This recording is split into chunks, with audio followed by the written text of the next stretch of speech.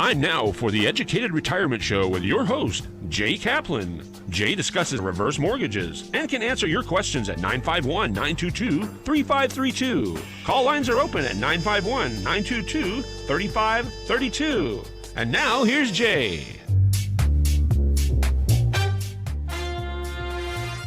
I don't know what it is about that intro. It's not my favorite music, but I can't sit still when it goes on, so I'm bopping around, which was more fun to bounce around when I was fat, but you know, it's still okay. So welcome, everyone, please, to the Educated Retirement Radio here on KMET 1490 AM, where we contemplate retirement, how to best prepare for retirement, and how to best stay successfully retired. So remember what Phil Walker said last week about meeting your requirement needs and how much a reverse mortgage is important with the, up to those people that have several $1 million in the bank as a specific strategy for your financial future. And as Susan Geffen said, if you're alive, you have a future. So top off your tank and make it all the way, whether you're going to Las Vegas, which Sean and I are not planning on doing, and all that good stuff. So remember to visit or call. And here's the phone number, 866-955-2233. And there it is, 866-955-2233. I look the other way. I don't know why. And when I do, the voice goes down. Well, it's for obvious reasons, because my microphone's over here. And of course, the website is the real name of the website is theeducatedretirement.com. Also, the educatedretirementradio.com works, and Dr. Heckham, DRHECM, no little dot after the doctor, and doctor because I am the guru and of reverse mortgages, and HECM stands for Home Equity Conversion Mortgage, because you are converting your home equity into something that is liquid. It does not mean you're taking money. Need to remember that. It's just like any other loan except safer and gives you a lot more choices. So take a look. The YouTube channel, which has a link down below, is completely up to date, including last week's show. So hopefully that is a good thing. And please, please subscribe. Subscribing does not mean that you are going to get notifications. That's a separate button. If you want to get notifications, that's great. But otherwise, just go ahead and subscribe. It makes me feel good, that's for sure, and it will help everybody over here. So remember that the future is now, according to Hudsucker, and knowledge is power. So where do you get that knowledge? 866-955-2233. 866-955-2233. So with that, I'm going to let you know that I do luckily have a day job, and that is as a loan officer. Right now, a pretty busy one, but loving it. At the Loan Source, my NMLS, which is my license for doing loans in California, is 384565. Department of Real Estate number, and I am a member of the Department of Real Estate, although I do not sell real estate. I did for about a 2-year period back in the late 1970s. But that's when I then found lending was my calling. So another thanks to Daryl McCants. And I think I mentioned, I usually listen to his show just before I go on. And he recognizes this show on each one of his. His show is the Southern California Business Report that he shares with Yvette Walker, both of which have been on my show before, and I need to invite them again. So if you're listening, Daryl, I'll give you a call anyway over the weekend. He puts me on his advisory team along with Bill Morris of UCI. In fact, he says it as if I too am a professor at UCI. No, I am Dr. Hecker, Heckham, but I'm not a professor at UCI. The Southern California Business Report is on. It's a newer time, but it's getting older now. The Tuesdays at 4 p.m. So be sure to listen and or watch. Also, Ron Siegel, who is on, I think, just about every day except Sunday at 6 o'clock right here on KMET. And in case you missed it, I was lucky enough and proud to have been on the Grandpa Speak show last Saturday morning. In fact, just got off the phone with him a little bit ago, inviting him to be on my show and that kind of thing. So don't miss Grandpa Speaks 9 a.m. Sometimes it's Grandma and Grandpa, 9 a.m. on Saturdays. Always very entertaining, no matter what he's talking about. And usually, he says his show is for the 50 plus, mine's for the 80 plus, but that's okay. So what is today? It's Friday the 13th. So congratulations. We made it through another Friday the 13th. And there is always one Friday the 13th per year, but there could be up to 3 of them. I'm not sure how many there are this year, but to me, it's not a big deal. 13 and 3s have always been kind of a lucky number in my mind anyway, but it is considered unlucky in Western superstition. And 3 times, yeah, I said that already. Just like walking under a ladder, crossing paths with a black cat, or breaking a mirror. Many people believe that Friday the 13th brings bad luck, and there's a few different reasons why that became what it was. One of them has to do with the Knights Templar and some other things, which I don't think we're going to go into because we got a little time restraint. But a few great things that have happened on Friday the 13th, lucky things. The first scientifically recognized dinosaur eggs were discovered July 13th, 1923, by American explorer Roy Chapman Andrews while digging in Mongolia's Gobi Desert. I wonder if that hatched. Maybe that's what gave Michael Crichton the idea for Jurassic Park. What do you think? Would you like to see somebody actually do a Jurassic Park on an island somewhere? I would, but then again, I'm kind of weird. He went on to become the director of the American Museum of Natural History in New York City. The iconic Hollywoodland sign, it says Hollywood now. It used to say Hollywoodland because it was built as an advertising sign for a group of homes, which is kind of a neat little neighborhood right under the sign, and some of which overlooks the reservoir up there. But it was dedicated also on July 13th, 1923, and promoting a subdivision. Last 4 letters were removed in 1949, but so be it. A significant amount of water. Just in case, there's some water for you. And maybe I'll have some water myself. Excuse me, here's to you. And water tastes good, by the way. On the moon, November 13th, 2009, it started that NASA satellite. It is stated that NASA satellite LaCrosse crashed into a crater on the moon's south pole. Impact picked up at least 23 gallons of water. I wonder if you can buy any of that water. The accordion. Oh, I forgot the bubble machine, and we do have, those cheap little bubble machines you get at Disneyland and other places, and I think that would be wonderful because Lawrence Welk does show up here for coffee every now and then. But that was January 13th, 1954, the accordion. How lucky is that? So, are you into polka, Sean?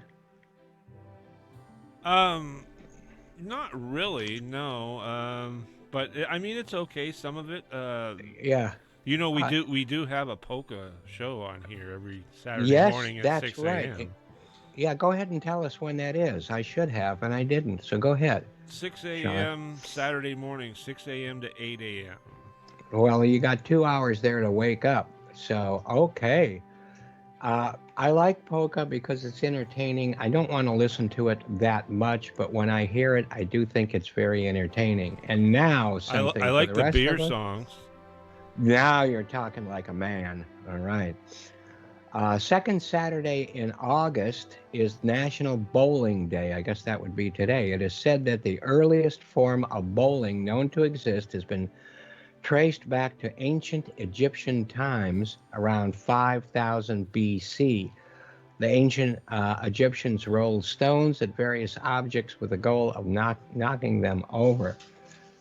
Did you know that the first indoor bowling lane, of course, us oldies, we're into that lawn bowling, but maybe that's because I can't even pick up a normal bowling ball. But the first indoor one was in New York City, 1940, called Knickerbocker Alleys, and there we go.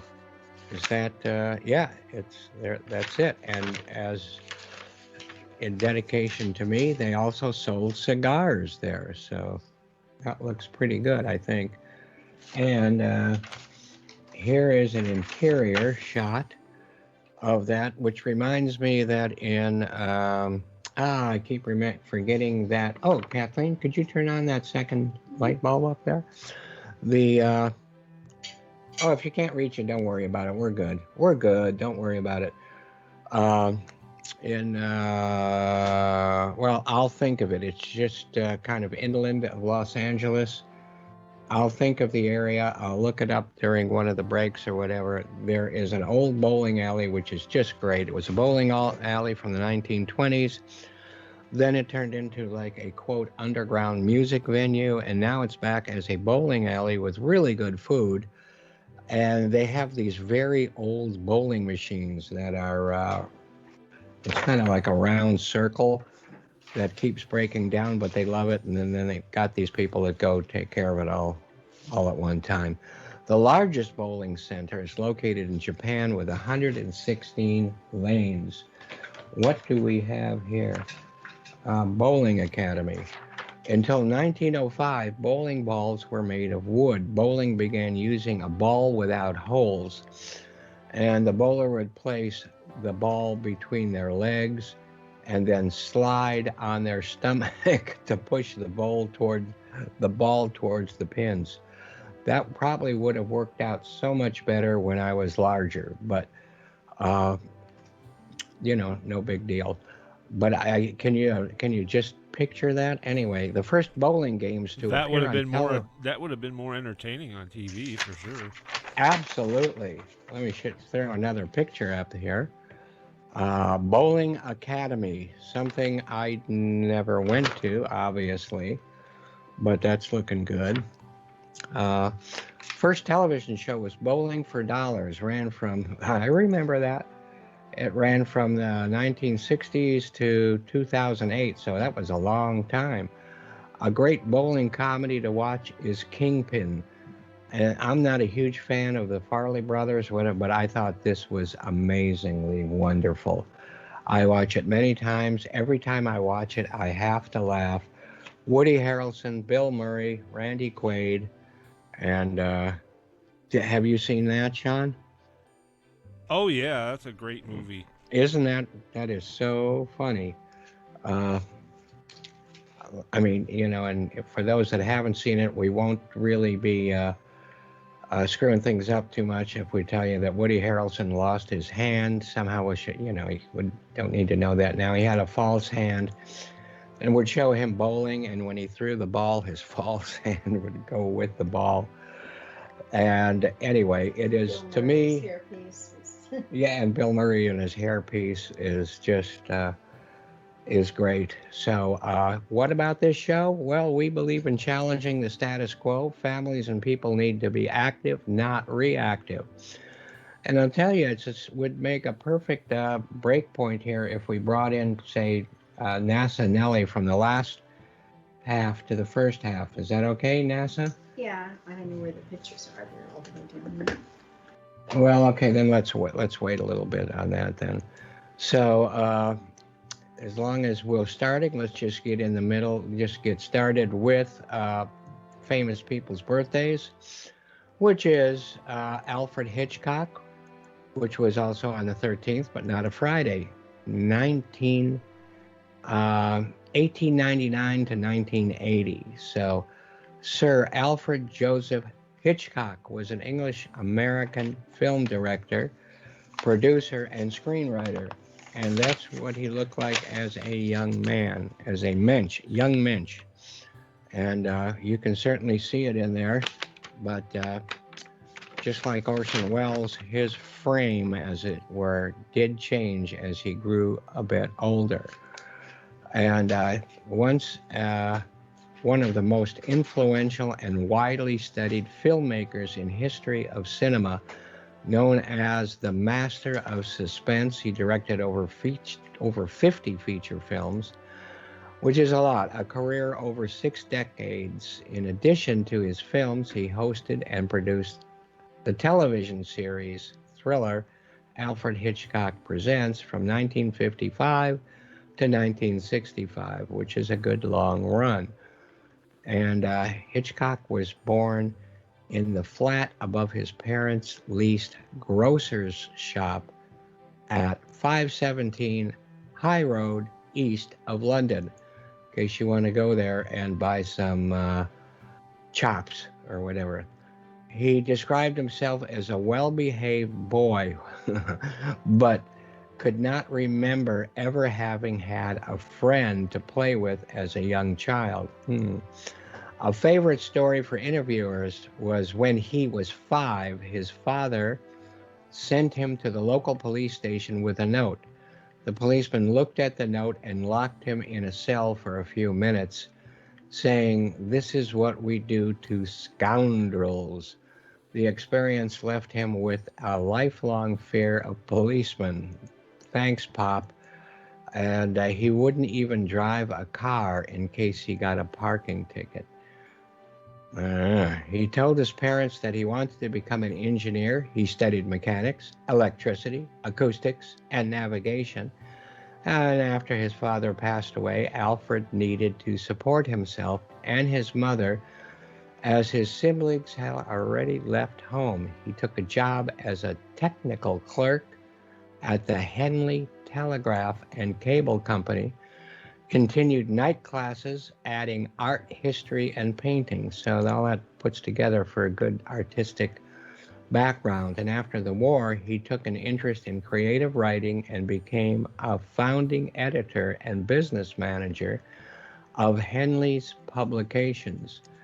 And he enjoyed watching films. He liked to read the trade papers, watched Charlie Chaplin, Buster Keaton, and greatly admired director Fritz Lang, just like I do. Alfred created drawings for title cards. That's pretty neat, and that probably leads to the reason that he had storyboarded so much of the film well in advance of any film he did, and then just stuck to that. But he did this for Islington Studios, and then became their real-life designer. And he was hired as an assistant director for Paramount in 1922. I always thought that assistant directors never went anywhere. I always looked for the name of the assistant director in case I recognized any of them, but this one definitely made it somewhere. And then later, Gainsborough Pictures, which is in England. I imagine Paramount was also the Paramount arm in England. He designed sets, wrote scripts, and produced some films. He started to direct silent films in 1925. The first British talkie was the Hitchcock film Blackmail. We talked about the difference of Hitchcock as a young mensch, and there he is as an older mensch with a few extra pounds and stuff like that, but very recognizable, and one of the few major geniuses who never won an Academy Award. But you know, Academy Awards are a bit weird in my book anyway. But the first British talkie was the Hitchcock film Blackmail. And So he- That's in there, so we'll get to it. And two of his 1930s thrillers, The 39 Steps and The Lady Vanishes, are ranked among the greatest British films of the 20th century. And starting from the 30s, the list of successful films for Alfred goes on and on and on. Again, over 50 films. He received over 46 Academy Award nominations, including 6 wins. What did I say about him not winning an Academy Award? I was wrong, huh? So here's he never won for Best Director despite having 5 nominations for that category. He won 2 Golden Globe Awards and 5 Lifetime Achievement Awards. And he's been described as the most universally recognizable person in the world, a straightforward middle-class Englishman who just happened to be an artistic genius. Like me? Huh? Anybody? No. Okay. Can't hear anybody agree with me. We have a list of his films, and I think what we'll do is we will wait until we're done with our break, and we have scheduled Mr. Tom Hegna, who is a very famous person when it comes to retirement income and income in general. He shows up on public television quite often and is a renowned speaker. And with that, we'll give it back to Sean, and please stay with us. We will be back very soon. Thanks so much.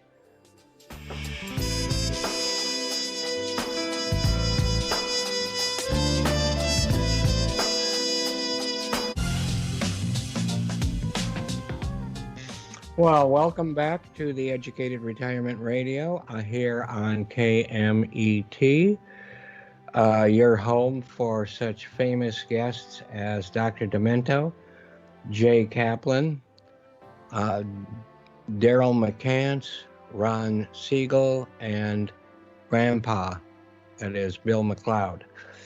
So we were just getting into some, films of Hitchcock. So first one we're going to bring up is 1931, Rich and Strange. And I don't know about Rich and Strange. Oh, I don't know. They're out of order there, but that's okay. My whole life is kind of out of order, if you know what I mean. Rich and Strange, 1931, starring Joan Barry and Henry Kendall. 39 Steps, 1935, is one of his 2 or 3 most famous films. There's a Criterion. There's a larger rendition, and we got a whole bunch of these, but this is very good. Starred Robert Donat, I call him Donat, and Madeline Carroll. Robert was one of Hitchcock's favorite persons and wanted him to be in so many more films, but he had a very bad asthma condition and really never met or reached he was famous, but he never reached his total performance. And Lady Vanishes is just in this household, is one of our favorite films. It's like, I could almost put it on and give you the dialogue in advance. It is like visiting with old friends, and it has the 2 people in it, Caldecott, and what are the 2 names of that showed up in so many others?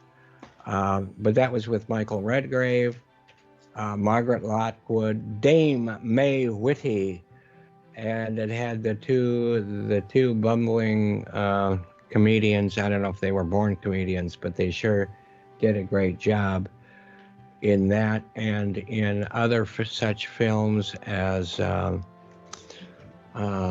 what's that one about the supernatural? Yeah, boy. I just want to remind you, I'm not getting old. I am old.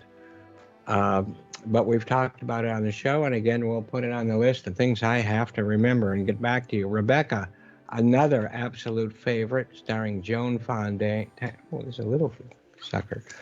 Joan Fontaine, Laurence Olivier, Judith Anderson, and George Sanders. Why don't you?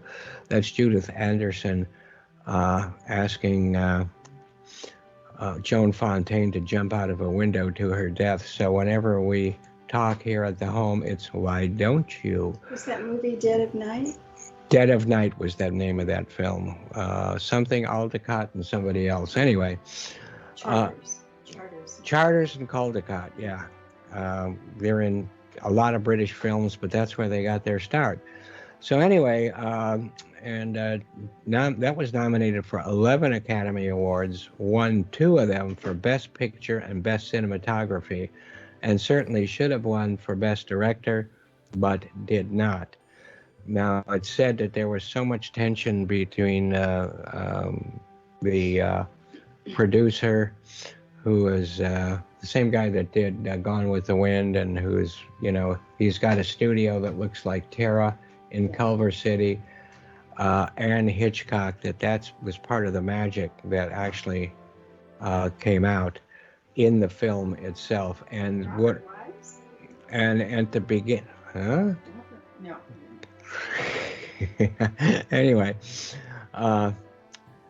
so we were so surprised. I mean, it was a real surprise ending, and there still is a real surprise ending at the end of that film. Foreign Correspondent was 1940, starring Joel McCrea, Lorraine Day, and George Sanders again, nominated for 6 Academy Awards. See, I told you they were a bit out of... That's all right, we'll get to it when we get to it. Oh, here's Blackmail from earlier we spoke of. And Foreign Correspondent stuck in here somewhere. Suspicion starred Cary Grant and Joan Fontaine. Here's Foreign Correspondent. Also a very good one, and has some great windmills in it too, if you like windmills. I thought this was pretty good. Not one of his greatest, but definitely great. It's one good thing.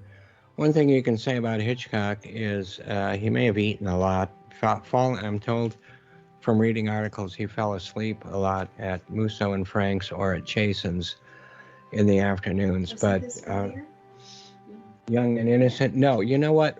We did one, but the name sounds a lot like this. Young and Innocent. And that's a cool one too, early on.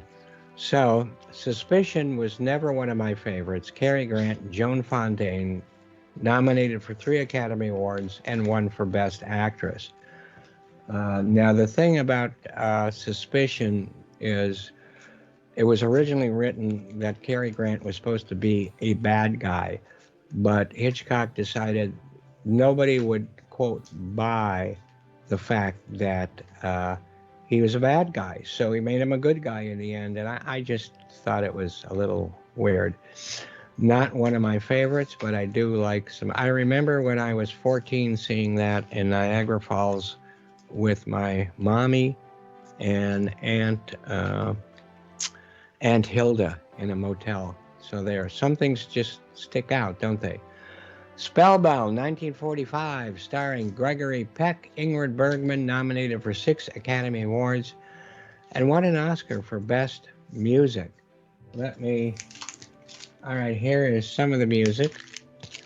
This is a whole series. I have them on DVD, and I have them on older records like these, and the older records, of course, sound so much better. Credit is on all of these series given to Charles Gerhardt, but he was and the National Philharmonic Orchestra, but Charlie, we'll call him, he was in charge of their music department. He seemed to get credit for everything. This is kind of cool. I just got these outside wrappers for these 10-inch. I got a whole lot of 10-inch. Some of them are actually new, and that's part of the music. And there's Miklos Rosas, picture of him in case you want to see it.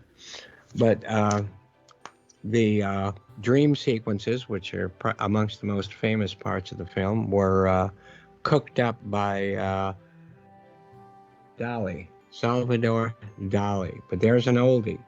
Speaking of oldies, there's me. Oh, no. This is a 78. How many records are in here? I'm just curious. 1, 2, 3, 4. Wow. There's cool. Rex Records. I don't want to I mean, these are kind of fragile and they're coming apart because they're so old. I like the sound of 78s. I know that it's a whole different thing, and I'd like to get a second turntable that plays 78s. Right now, we do have a jukebox, a Seaberg, that was repainted, which is not what you really want to do, but it's cool. And it came out of a prison somewhere, and so and there's kind of a dent in the side, and I can kind of just think that some prisoner must have hit it trying to get his quarter, but no, they weren't even quarters back then. Anyway, that's a great film. Strangers on a Train, another one starring Farley Granger, Robert Walker, another tragic figure, Ruth Roman, and Phil nominated for, it says Academy Award for Best Cinematography. And this is a great film. This I like, I don't know, must have seen it 40 times, somewhat less than 50. Really some great scenes, especially at the end with the carousel and the police just, shooting recklessly and shooting the operator, and then the carousel goes out of control. But it's cool. It's good. Leo G. Carroll, of course, also in it, and Hitchcock's daughter was also there. Mm-hmm. So Rear Window, which is, I think, almost everybody's loves Rear Window. Grace Kelly, Wendell Corey, Thelma Ritter, and of course James Stewart. The only thing I couldn't quote by is that Grace Kelly and the old guy James Stewart, were actually boyfriend-girlfriend relationship. Didn't quite buy that connection, but Hitchcock had this thing for beautiful blondes and did not disappoint. So Rear Window also starred Raymond Burr, and I did mention Grace Kelly, nominated for 4 Academy Awards. I don't think it won any. The Man Who Knew Too Much. There were 2 of those, by the way. A much older one, a newer one with James Stewart, Doris Day, Oscar for Best Music. This is not the newer one. This is the older one. And this stars, who does it stars? Peter Lorre, who you can see right in there. And Leslie Banks and Edna Best and Peter Lorre. And a lot of music. Vertigo, considered by most or many, including myself, as his best film, as his masterpiece, although I think there's more than a masterpiece to Alfred Hitchcock. This is about obsession, and there's never been a better film about the subject of obsession. With, guess what? Beautiful blondes, of course. But the fact that it was a beautiful blonde, which was a soft spot in Hitchcock's life, obsession kind of symbolizes, she symbolizes anything that could be an obsession. This is amazing. So it won an Academy Award. Yeah, the music's great too. Won an Academy Award for Best Art Direction. Then, one of the more entertaining films, which came out 1959, North by Northwest. And North by Northwest, here is a record. This record is not very old. It is basically an original motion picture soundtrack. This is audiophile quality. This is really, does it open up? It does. Take a quick look at that. Well, just show some scenes and thingies like that. Okay, and Eva Marie Saint, of course, Cary Grant again, James Mason, 3 Academy Award nominations. It is very entertaining. That one I have seen at least 50 times. It is super duper. And back when I was, I think, 14-ish or so, before I watched Suspicion with Aunt Hilda, I remember being in Detroit, because that's really where we went. That's where I'm from. This is 1960, so I don't know. My math doesn't work quite that well anymore. I was younger in any case. I remember seeing Psycho at a theater in a line all the way around the block. So nobody wanted to produce this for Hitchcock. So he used his own money, put himself on the line. And the rest, as they say, is history, starring Anthony Perkins in one of his, if not his best role, Janet Leigh, nominated for 4 Academy Awards. And why Anthony Perkins didn't win one for it is beyond me. Oh. Well, that's cool. Here's a record. I don't know if you can see this. It's kind of dark. Bernard Herrmann record. Composer conducts music from Psycho, North by Northwest, Vertigo. I mean, I want to hear this. I don't know. Are the tubes still warmed up? I want to hear this if we're not going anywhere after the show. Also, Journey to the Center of the Earth. There's some great music that Bernard Herrmann wrote. And I'm not really holding this right. Yeah, you can see that face. How about them birds? Did I ever tell you once I had 9 pet birds that lived in the house, one of which was a toucan with about a 6-inch beak, and he would play frisbee with you kind of in food, and he would, when he did a number 2, it would fly halfway across the room, but he was fun. And anyway, the birds, which is, I think, the producer here, the director's here, one of her, if not her favorite. She loves birds, but this doesn't show birds exactly in their best light. But Suzanne Plachette, Tippi Hedren, going back to the Blondes, Jessica Tandy, also going back to the Blondes, but this one a little bit earlier, and Rod Taylor, who unfortunately left us fairly early, or earlier, but so be it. This is a laser disc, right? Sometimes I get them mixed up. You know, sometimes I'll go to a record store, or people that don't know records, and they have laser discs stuck in where the records belong because they don't know the difference. Anyway, it was nominated for 1 Academy Award for Best Special Effects and didn't win. Give me a break. Oh, here's another Bernard Herrmann record of different kinds of music. Torn Curtain. Now, this later phase I didn't like quite as well, but you know, it's still Hitchcock.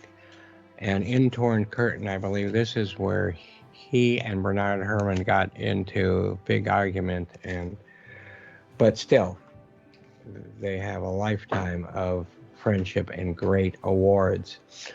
So, stars who appeared, what I got here? Oh, that's just one. Yeah, here's Notorious. I think we mentioned that earlier. And there it is, what it looks like anyway. And I know this is a television program, right? Yeah.